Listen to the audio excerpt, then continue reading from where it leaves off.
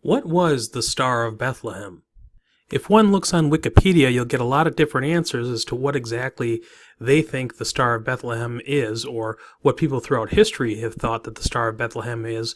However, none of the answers that I read seem to really satisfy or explain the actuality of what was the Star of Bethlehem. So I'm going to give you my answer based on biblical interpretation and astronomy for around 2,000 years ago.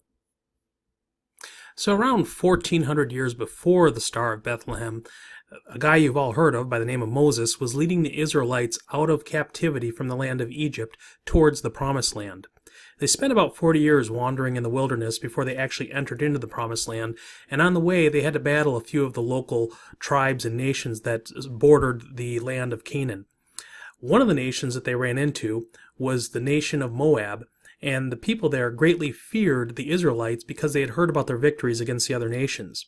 The king of the Moabites hired a local prophet by the name of Balaam in order to pronounce curses against the nation of Israel. However, God turned those curses around and made them into blessings instead of curses. Some of those prophecies that Balaam made are recorded in the Bible, particularly in the book of Numbers.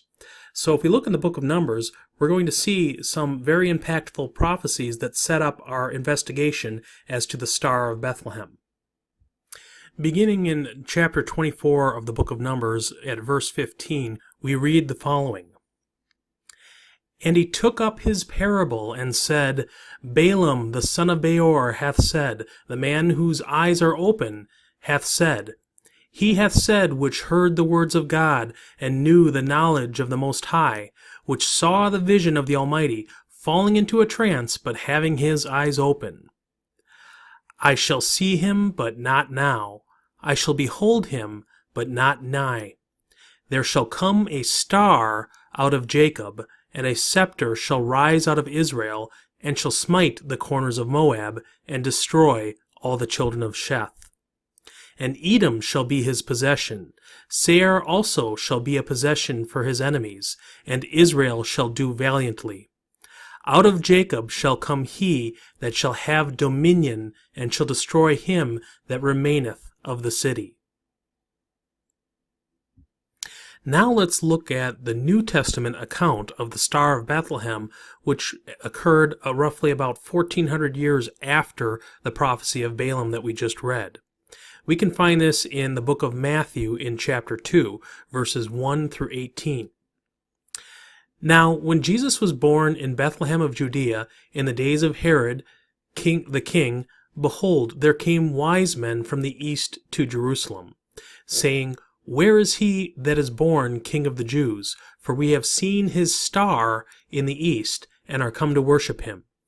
When Herod the king had heard these things, he was troubled, and all Jerusalem with him.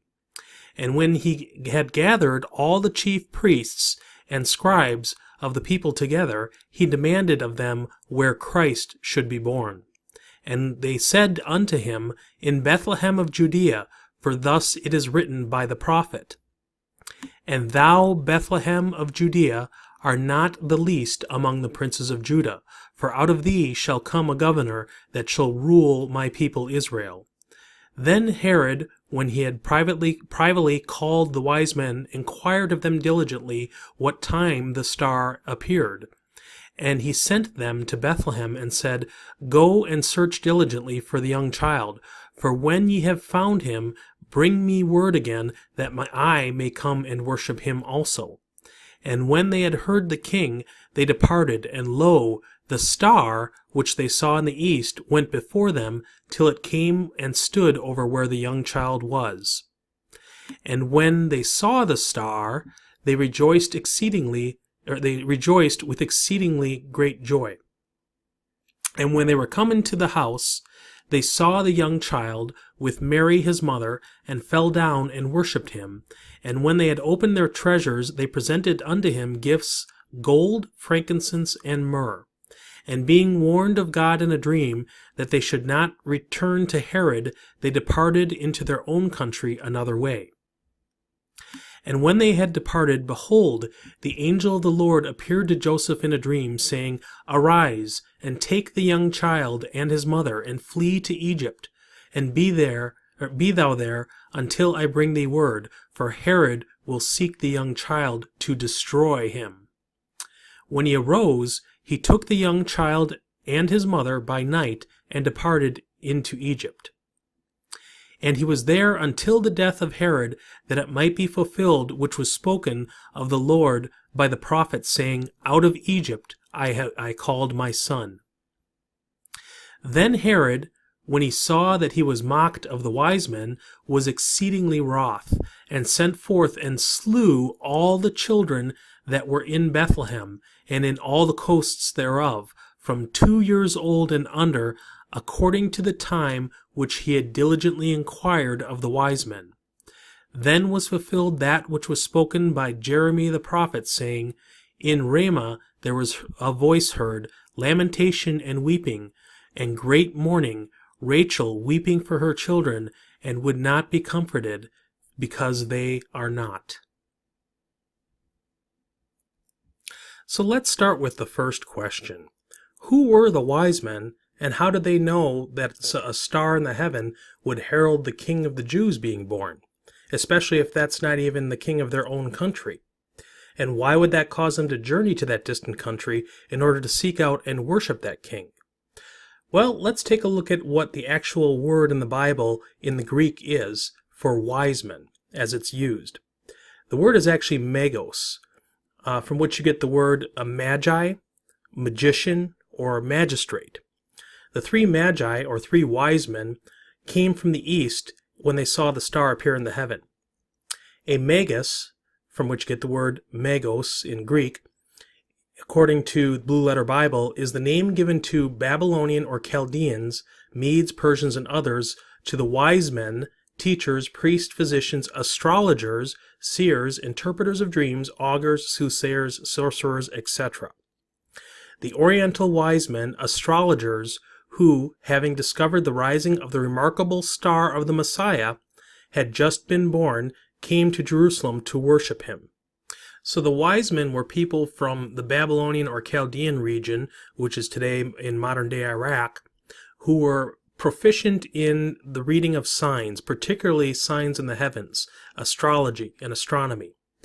But even though they would have been proficient in reading of signs, why would they interpret a sign in the heavens specifically to refer to the birth of a king in a distant nation in Israel? And why would they go from that country to Israel to worship this king? To understand that, we need to look at some verses in the Old Testament in the book of Daniel. Daniel was a prophet who lived about 1,000 years or so after the prophecy of Balaam, which we started this video with, but several centuries before the Star of Bethlehem appeared. So he occurs in between the middle of those 2 events. Daniel was a captive who was taken out of Israel into the realm of the Chaldeans and Babylonians under a Babylonian king by the name of Nebuchadnezzar that had conquered Israel in his days. Daniel was taken into the court of the king Nebuchadnezzar because he was found to be a wise child proficient in the interpretation of dreams, as it's described in Daniel chapter 1 and chapter 2. In Daniel chapter 1, verse 20, we read, And all the matters of wisdom and understanding that the king inquired of them, he found them 10 times better than all the magicians, or magicians, and astrologers that were in his realm. So Daniel and his companions were all found to be wiser and have more wisdom and understanding than the king's own magi, astrologers, and magicians. Later we read in Daniel chapter 2, after Daniel had interpreted a dream for the king, that the king makes Daniel head over all of the wise men of his kingdom. In verse 48 of chapter 2 we read, Then the king made Daniel a great man, and gave him many great gifts, and made him ruler over the whole province of Babylon, and chief of the governors over all the wise men of Babylon. So Daniel was placed in the chief position over those who were magi, those who were observers of signs in the heavens and so forth, and he would have been an individual who would have taught those people the scriptures and the prophecies that were handed down to the Jewish people, particularly the prophecy of Balaam.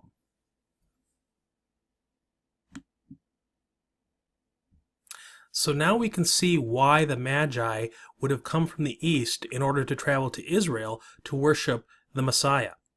They were trained in the scriptures and understood the prophecies that were given to them through their earlier ruler in the person of Daniel, who had been chief over the Chaldeans and the magicians and astrologers several centuries beforehand.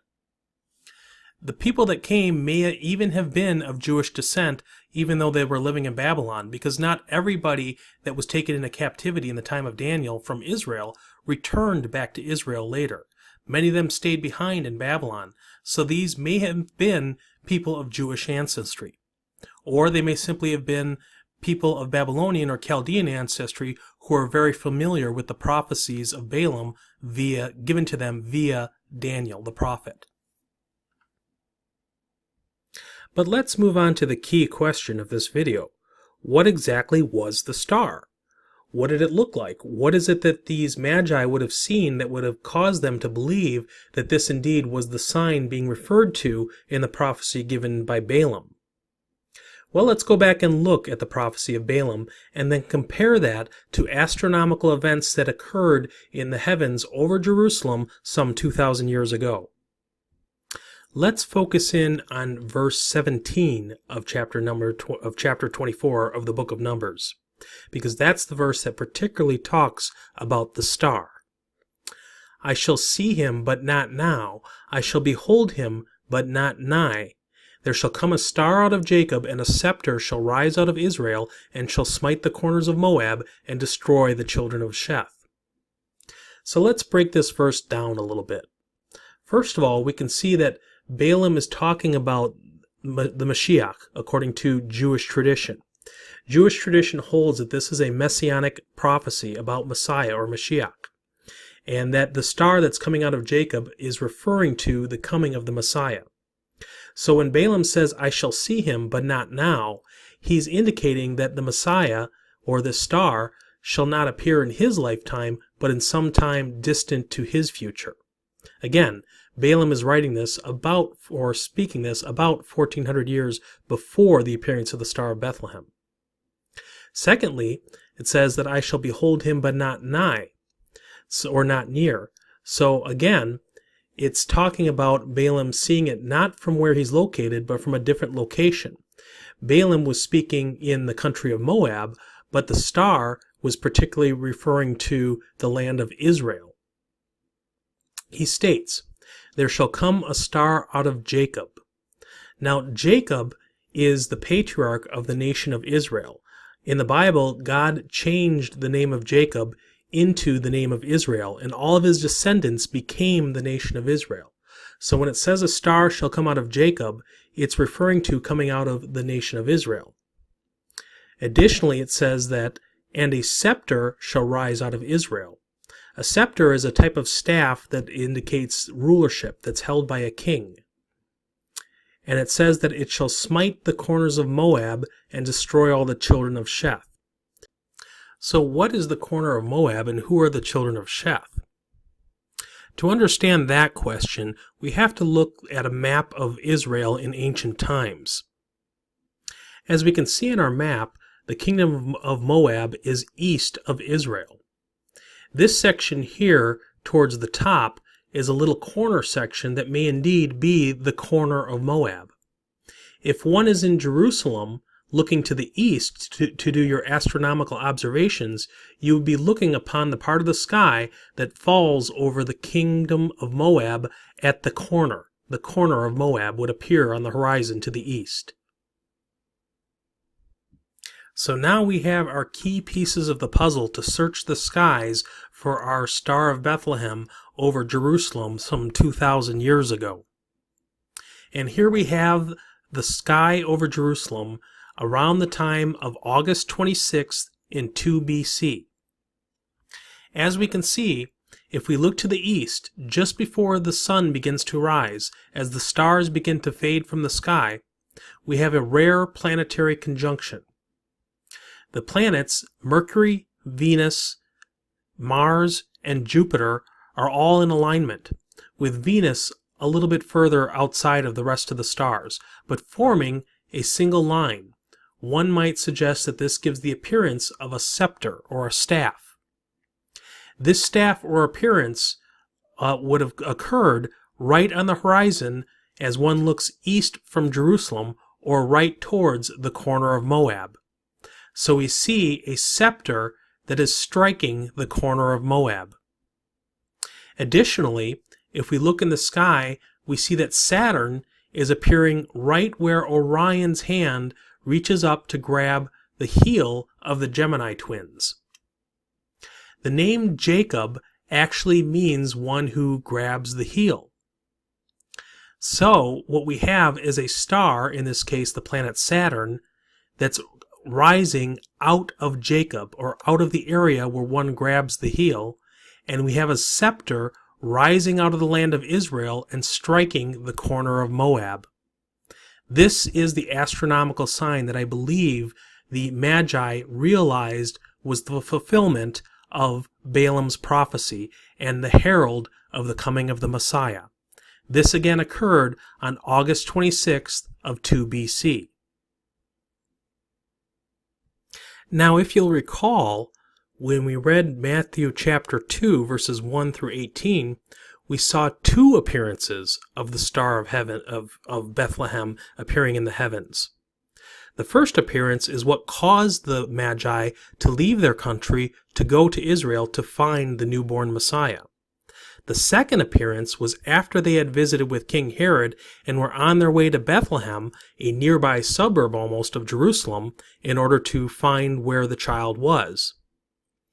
It says in verse 9 of chapter 2, "When they had heard the king, they departed, and lo, the star which they saw in the east went before them till it came and stood over where the young child was. And when they saw the star, they rejoiced with exceeding great joy."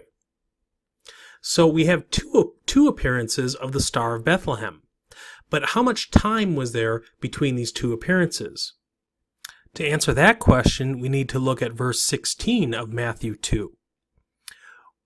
Then Herod, when he saw that he was mocked of the wise man, was exceedingly wroth, and sent forth and slew all the children that were in Bethlehem and in all the coasts thereof, from 2 years old and under, according to the time which he had diligently inquired of the wise men.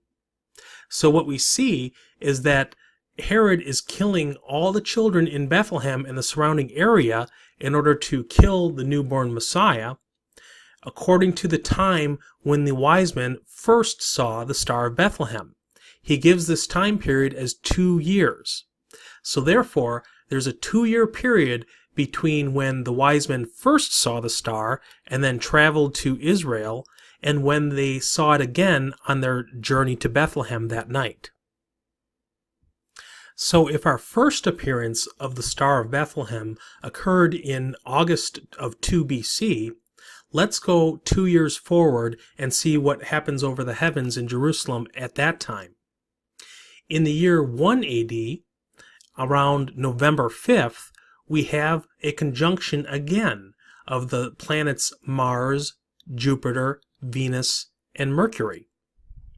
What's changed, however, from the first appearance of the Star of Bethlehem is that the conjunction is no longer a scepter in formation. It's more a conjunction of all the stars in one area of the sky.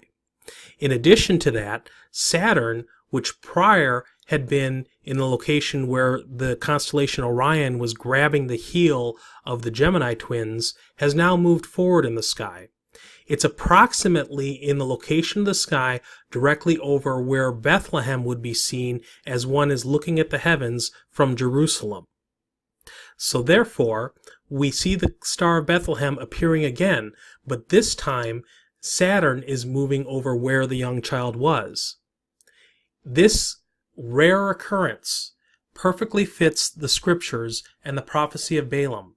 It does not occur any time before in history, nor does it occur any time afterwards up until this day. Therefore, this, I believe, is the Star of Bethlehem. No other astronomical constellation can fit the scriptures so perfectly. And so, a prophecy that was given in the Bible and recorded and known about in history centuries beforehand accurately predicted the time of the birth of Jesus Christ. But what about the rest of Balaam's prophecy? It states at the last part of verse 17 that he will destroy all the children of Sheth. Well, who is Sheth and who are his children? Well, the word Sheth in the Bible refers to the name Seth.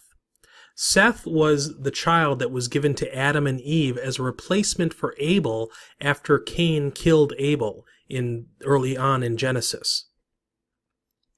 Now, the name Sheth literally means in place of, or appointed in place of, because Seth was given in place of Abel, a replacement child for Adam and Eve.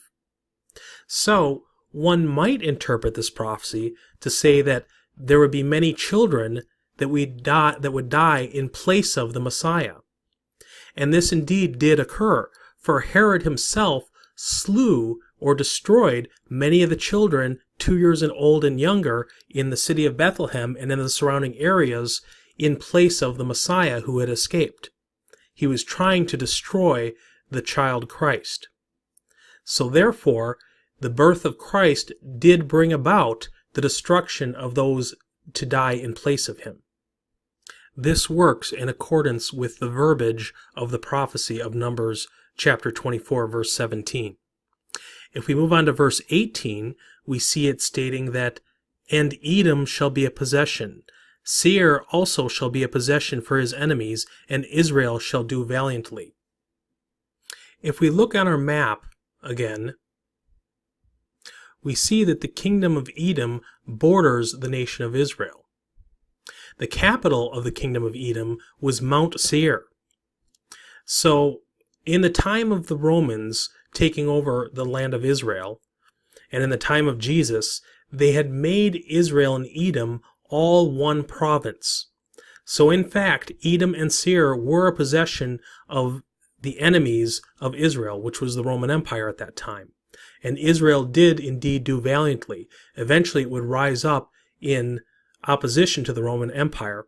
However, that would end in destruction in 70 AD when the city of Jerusalem was destroyed, along with it the temple.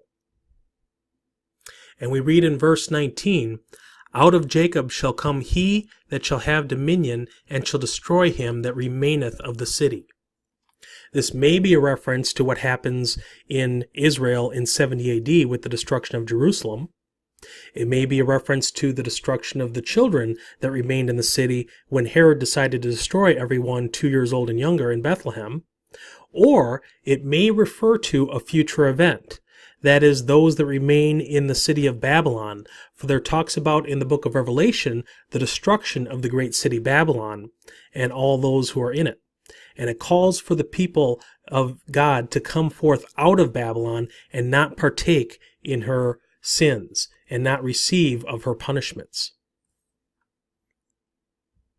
But all of that we'll reserve for another video at a later time. It's important to note that there are actually two accounts of the nativity or the birth times of Christ in the Bible. The first we already looked at in the book of Matthew. The second account occurs in the book of Luke. However, these two accounts are very different from each other. In the book of Luke, it actually gives the actual birth of Christ and his circumcision 8 days later, and it doesn't indicate anything about the appearing of wise men or the destruction of children by King Herod or a flight to Egypt. In fact, it simply states that after Jesus was circumcised, his family simply returned back to the city of Nazareth. So why two different accounts of the birth of Jesus? Well, it may be, and I believe this is the case, that the two accounts are not talking about the same thing. You see, the wise men first saw the Star of Bethlehem 2 years earlier. This would have been around the time of the birth of Christ. By the time they reached Bethlehem 2 years later, Christ was already a child of around 2 years old. That's why Herod was trying to kill all the children 2 years old and younger. So in fact, the time of the flight to Egypt in order to escape Herod didn't occur at the birth of Christ, but rather when he was simply a toddler of about 2 years old. So when you see the nativities of Christ in the manger and the 3 wise men, that's not entirely an accurate depiction. Christ would have been born in the manger 2 years earlier, and later on the wise men showed up on the scene.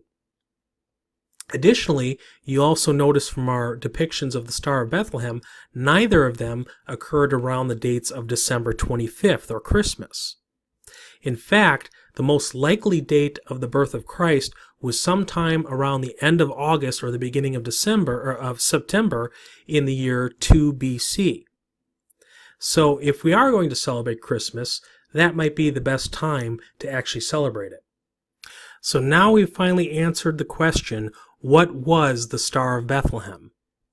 But more importantly, we've discovered a very important concept, that the Bible is in fact true.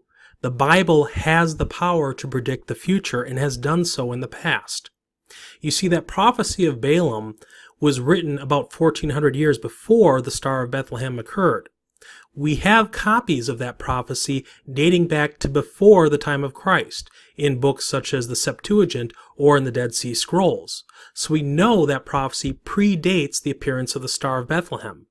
It would have been impossible for astronomers in those day and age to predict the sky and the heavens 1400 years in advance using the technology of the time. The only way this could occur is if, in fact, indeed, it was a prophecy from God, which means the Bible is true.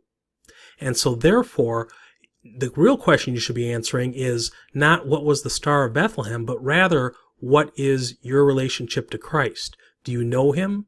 Have you asked Him for forgiveness for your sins? Have you asked Him into your heart? These are the questions that you should be seeking out. And this is the true meaning that we should be looking at in this Christmas season. I thank you for watching this video. If you have any questions, please leave comments below, and I'll try to maybe do a follow-up video in the future as well to answer any questions. Thank you very much for your time.